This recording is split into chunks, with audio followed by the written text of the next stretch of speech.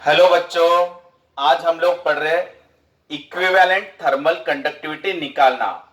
Thermal conduction के ऊपर हमने 4-5 लेक्चर ले लिए हैं। अगर वह आपने नहीं देखे होंगे तो आप पूरा सीरीज से पूरे देखना। 1 2 3 4 5 ऐसे पूरा सीक्वेंस से आप वीडियोस अगर आप देखते जाओगे तब आपको आगे की चीजें समझेगी।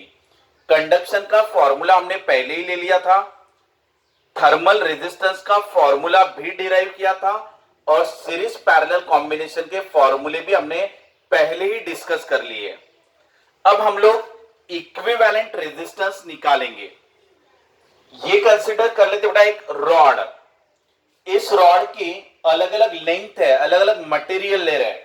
यहां तक का मान लो कॉपर ले लिया, यहां तक का मान लो आप ब्रास ले रहे हो, यहां तक का मान लो आप सिल्वर ले रहे हो। ये ऐसे अलग अलग मटेरियल लिए, या तो एल्यूमिनियम ले लिया। ऐसे अलग अलग मटेरियल अगर हमने लिए तो इनकी थर्मल कंडक्टिविटी भी अलग रहेगी, क्योंकि मटेरियल चेंज हुआ तो थर्मल कंडक्टिविटी चेंज होती है। इसकी लेंथ L1 लिया, इसका L2 लिया, इसका L3 लेंथ लिया, लेकिन एक चीज इसमें कॉमनली है, वो यानी सभी का एरिया ऑफ क्रॉस सेक्शन यानी एरिया आपने सेम लिया है सभी के लिए। हम लोग लिख लेंगे यहां पे एरिया सभी के लिए सेम। ये होता है हमारा एरिया ऑफ क्रॉस सेक्शन। ये वाला एरिया ऑफ क्रॉस सेक्शन सभी के लिए सेम ले रहे हैं हम लोग। अब ये किसमें कनेक्टेड है बेटा? सीरीज में, क्योंकि यहां से जो हीट फ्लो होगा वो हीट सभी में से होते हुए जाएगा। ऐसा ये जो आपका फ्लो ऑफ हीट है वो सभी में से same amount of heat flow हो रहा है, यानी सेम करंट फ्लो हो रहा है। अगर सेम करंट फ्लो हो रहा है तो वो कहलाता है सीरीज कॉम्बिनेशन। और सीरीज कॉम्बिनेशन में आर इक्विवेलेंट निकालने का formula R1 plus R2 plus R3 plus ऐसे करते करते Rn तक जाओगे आप। जैसे ये 1 है, 2 है, 3 है, ऐसा आगे में होगा nth, तो ये Ln ले लेते इसके लेंथ। ऐसे n नंबर ऑफ स्लैब लिए हुए। यहां तक हो गया बेटा सबको। अब थर्मल रेजिस्टेंस का फॉर्मूला क्या था? वो आपका L अपॉन के, ये हम पहले डिराइव कर चुके हैं। थर्मल रेजिस्टेंस का फॉर्मूला L अपॉन के, तो आप यहां पे रख दो।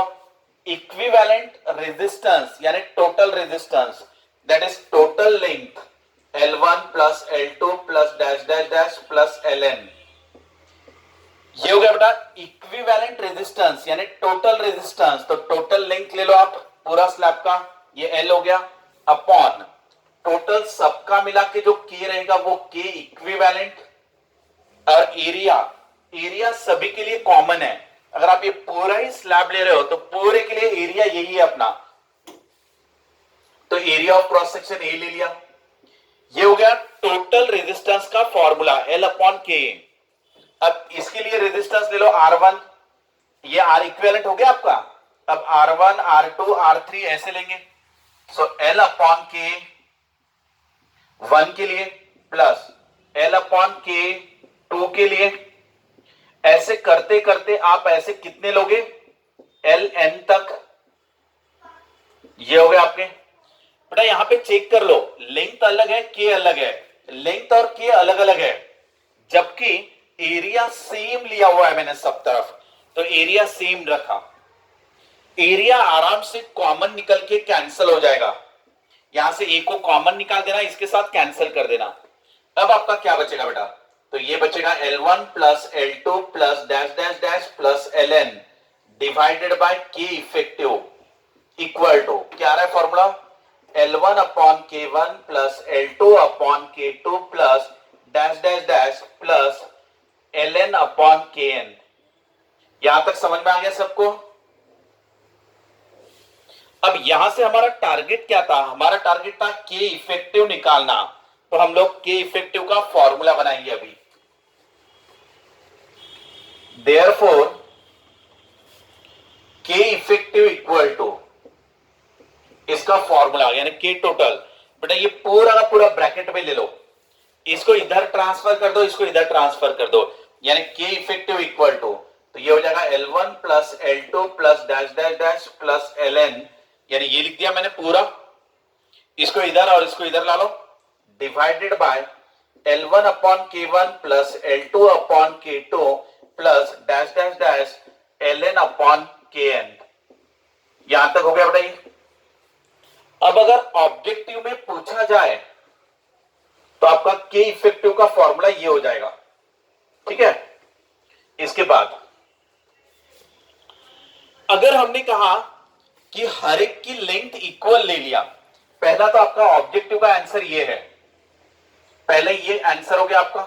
इसके बाद अगर क्वेश्चन में दिया जाए कि लेंथ भी इक्वल है, इनको इक्वल ले लिया, तो आप के इफेक्टिव की वैल्यू बताओ। तो हर एक की लेंथ अगर इक्वल रहेगी तो ये NL हो जाएगा, ये L plus L plus L plus L ऐसे करते करते N टाइम, तो N टाइम्स L हो जाएगा। ये यहां से L सेम आ जाएगा तो L को बाहर निकाल दो, ब्रैकेट में बचेगा 1/K1 plus 1/K2 plus dash dash dash 1/Kn, ऐसा हो जाएगा बताइए, ठीक है। आराम से आपका LL कैंसिल हो गया। सो के इफेक्टिव का फॉर्मूला क्या मिल रहा है हमें, N divided by 1/K1 plus 1/K2 plus dash dash dash 1/Kn, ये फॉर्मूला मिला। ये फॉर्मूला कब मिल रहा है, जब बहुत से स्लैब सीरीज में कनेक्टेड है, उनका एरिया भी सेम है और लेंथ भी सेम है, हर एक स्लैब की इक्वल लेंथ है और इक्वल एरिया है, तब ये फॉर्मूला आ गया। अब एक थर्ड क्वेश्चन पूछ लेते हैं हम लोग, थर्ड ऑब्जेक्टिव बनाते हैं। अब अगर मैंने कहा कि यहां पे सिर्फ 2 ही स्लैब लो,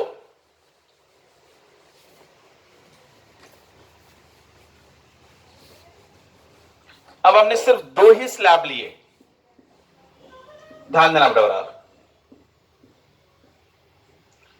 यहां से ऐसा लिया तो इसकी लेंथ L तो इसकी भी लेंथ L, इसका K1 इसका K2, इसके लिए भी एरिया A इसके लिए भी एरिया A, इसमें से हीट फ्लो हो रहा है ऐसा, rate of flow of heat. अब सिर्फ 2 ही लिए, अब आप के इफेक्टिव निकालो, फाइंड के इफेक्टिव। तो इसी फॉर्मूले को सिर्फ 2 के लिए लेना, यानी देयरफॉर के इफेक्टिव इक्वल टू N की वैल्यू कितनी ली, 2, यानी 2 ही स्लैब लिया, और ये 2 ही लेना आप, 1/K1 प्लस 1/K2, इसको सिंप्लीफाई कर लो, एलसीएम ले लो, यानी 2 डिवाइडेड बाय ये K1 K2 एलसीएम हो जाएगा, cross multiply K1 plus K2, इसको रीअरेंज कर दो, रीअरेंज करते ही आपका के इफेक्टिव निकल जाएगा, जो आपका आंसर रहेगा। सो के इफेक्टिव इक्वल टू कितना आ जाएगा बेटा, 2 times K1 K2 upon K1 plus K2, ये आपका के इफेक्टिव का आंसर आ गया। तो इस तरीके से हमने यहां पे 3 ऑब्जेक्टिव क्वेश्चन पढ़ लिए। ये हुआ हमारा सीरीज का के इफेक्टिव निकालना। अब हम लोग निकालेंगे पैरेलल कॉम्बिनेशन के लिए के इफेक्टिव।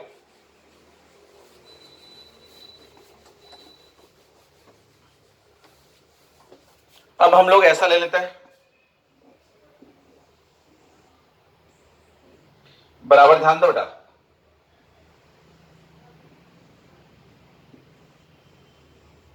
ये एक स्लैब नहीं है, ये अलग अलग स्लैब का कॉम्बिनेशन रहेगा।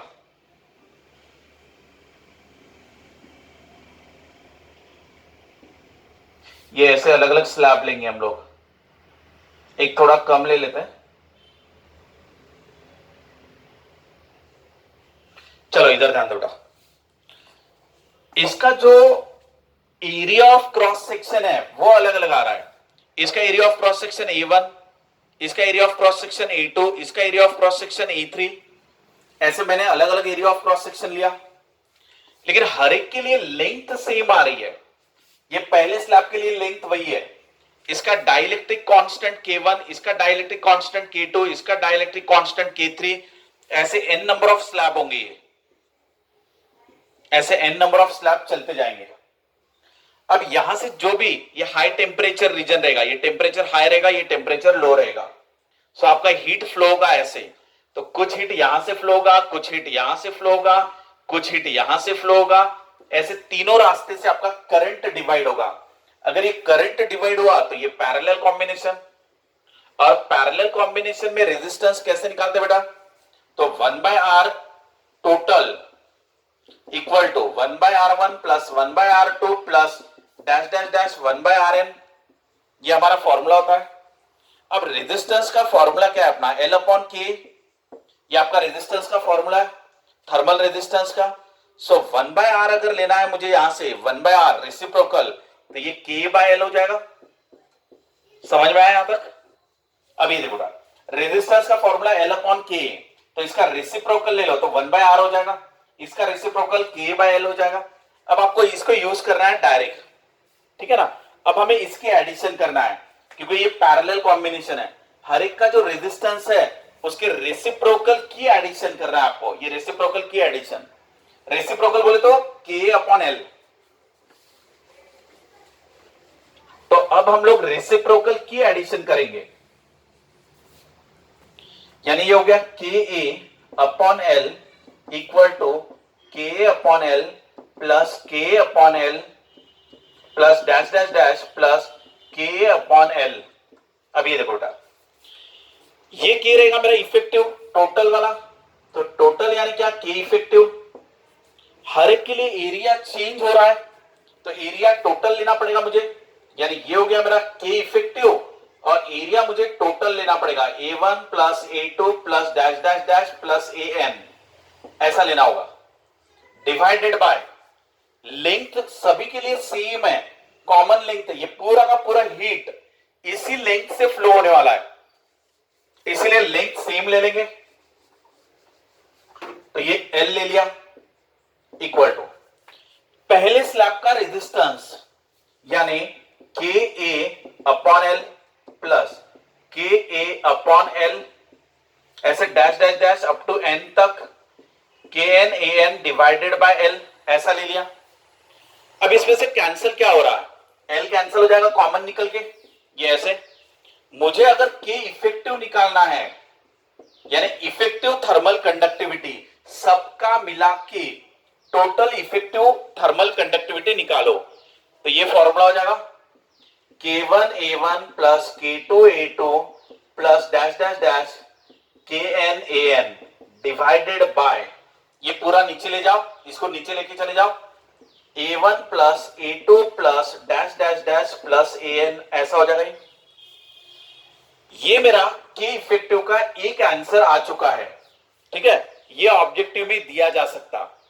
अगर मुझे कहा जाए कि लेंथ तो सभी की सेम है लेकिन अभी आपका एरिया भी सभी का सेम है, अगर सभी का area of cross section same दे दिया जाए तो यहां से a कॉमन निकलेगा और ये वाला हो जाएगा n टाइम्स a, यानी k इफेक्टिव इक्वल टू यहां से एरिया कॉमन निकलेगा तो ब्रैकेट में बचेगा k1 plus k2 plus dash dash dash kn divided by a ऐसे n टाइम्स आ रहा है तो ये n टाइम्स a हो जाएगा। अब आपका a कैंसिल हो जाएगा इसमें का, यहां तक आ रहा है सबको समझ में? तो अब हमारा k इफेक्टिव का फॉर्मूला क्या बना? अब बेटा मेरा k इफेक्टिव का फॉर्मूला बनेगा k1 plus k2 plus dash dash dash plus kn divided by n, ये मेरा k इफेक्टिव का फॉर्मूला बना पैरेलल कॉम्बिनेशन में। अगर आपकी लेंथ सेम है और area of cross section change हो रहा है तो पैरेलल कॉम्बिनेशन में ये आंसर आया था, लेकिन लेंथ के साथ साथ अगर एरिया भी सेम है तो ये फॉर्मूला आएगा, ठीक है? तो क्वेश्चन में जब दिया रहेगा उसके हिसाब से आपको चेंज करना है। नेक्स्ट, अब अगर क्वेश्चन में सिर्फ दो ही दिए जाए, अब हम लोग सिर्फ दो ही स्लैब ले लेते हैं, ये ऐसे बेटा ध्यान देना आप अच्छे से, जैसे ये ऐसे कर लिया मैंने।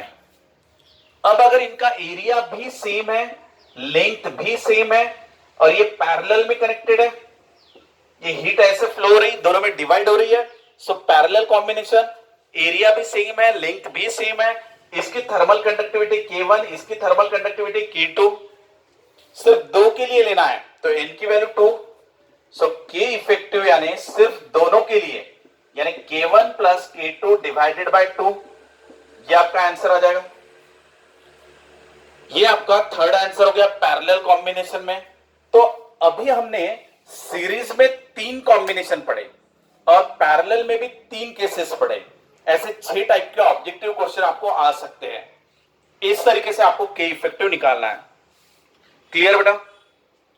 मैं आपको छोटे छोटे वीडियोस में छोटे छोटे कंसेप्ट क्लियर करके दे रहा हूं। आप के इफेक्टिव की अच्छे से प्रैक्टिस करना, अलग अलग सिचुएशन के क्वेश्चन आपको रह सकते हैं। ठीक है? Thanks to all of you.